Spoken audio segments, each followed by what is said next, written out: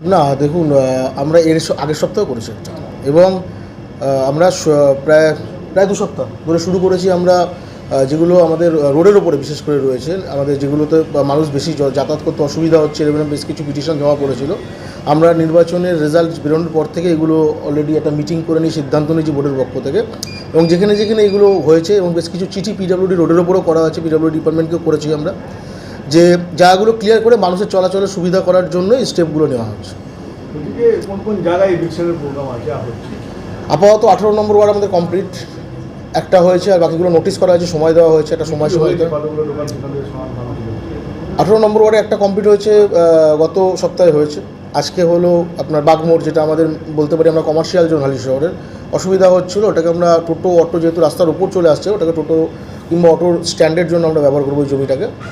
আর এরপরেও দুটো জায়গা ইলিগাল কনস্ট্রাকশন হয়ে রয়েছে, অলরেডি ইনকোয়ারি চলছে, বিএলআরও নিজেও একটা হিয়ারিং দিয়েছে, বাগমোড়েই আছে, সেটাও চলছে। আরও বেশ কিছু জায়গায় নোটিশ হয়েছে, সেগুলোর যেহেতু সময়সীমাটা দিতে হয় 7 দিন 5 দিনে, সেগুলো দেওয়া রয়েছে, সেগুলো বাকি হিয়ারিং এক্সিকিউটিভ অফিসার চলছে।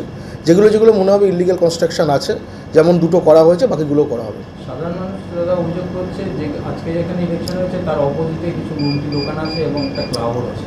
নোটিশগুলো সবই করা হয়েছে, এবং ক্লাব, দেখুন ক্লাবগুলো আমার মনে হয় ক্লাবগুলো ওরিয়েন্টেড লোকাল লোক দিয়েই করা, ঠিক আছে? লোকাল লোক যদি সেরকম কোনো অভিযোগ থাকে, আপনাদেরকে বলেছে, এখনও মিউনিসিপ্যালিটিতে সেরকম কোনো পিটিশন পড়েনি। যদি সেরকম কোনো অভিযোগ থাকে কারোর, আপনাদের মাধ্যমে বলি, যদি মার্চ পিটিশন করেন কিংবা ভালোভাবে আমাদেরকেও জানান, অবশ্যই আমরা ইনকোয়ারি করে দেখব যে কতটা সত্যতা আছে। ক্লাবগুলো যদি সত্যি সত্যি পাবলিকের অবস্ট্রাকশন করে থাকে, অবশ্যই ক্লাবের সাথে আমরা কথা বলব।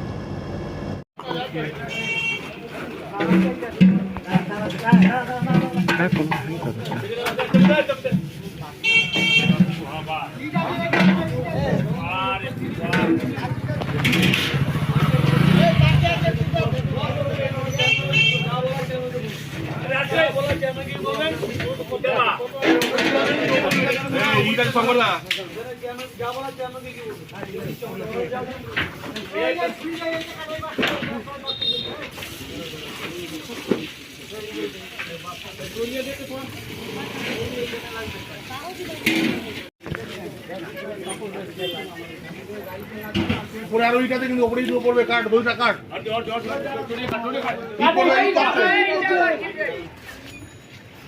ইচ্ছা পড়বে মাথায়, এই ঠিক আছে।